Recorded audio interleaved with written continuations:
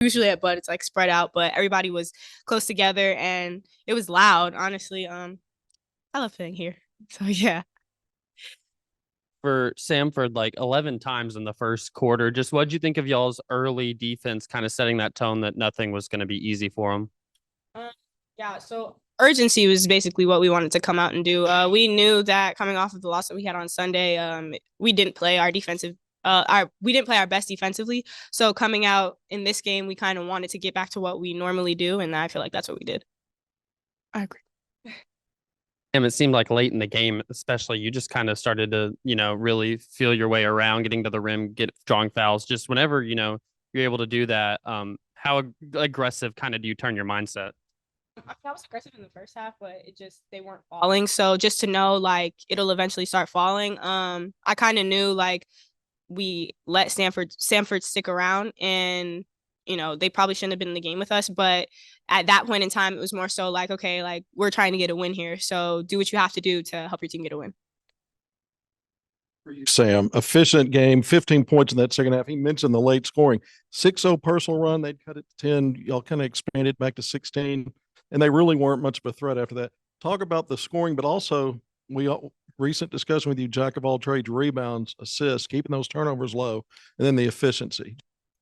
Yeah, so just getting in there, making sure that we secure rebounds. I know for sure Sailor and Miriam did most of our rebounding tonight, but it was those little rebounds when they were going after it and the ball bounced that us little guards could get. So I just feel like doing the things like the little things to help my team get a win is what I'm here to do.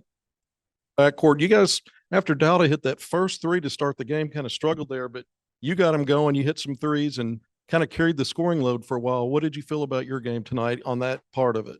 She want to say in a timeout, Nabes told us the next time we get an open three, drive it. And I still shot it. So really I didn't have a choice but to make it. But I think just like realizing like those are shots we take every day. Like we should have the utmost confidence when we're shooting those shots. Like we practice them every day. And just knowing like, yeah, we're in a little lull right now, but like it's the first quarter, it's the first half. Like we still have time to go on a run. So just remaining like calm and steady instead of like panicking. Oh, we're in a little freeze area, but just remaining like calm and steady. And a follow up on the offense, you guys dominated points in the paint, 28-12.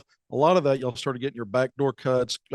Keats came in and got some runners. Y'all started really attacking the paint. Talk about how special this backcourt can be, because people think of bigs finishing inside, but you guys were getting it to the rim. I honestly think it has a lot to do with our front court. Miriam being able to hit that three brought their big out a lot. And going into the game, we were like, we're not going to get as many layups because they have someone protecting the rim. But Miriam being able to hit those threes, like that drags her out, and then we can reattack in those gaps.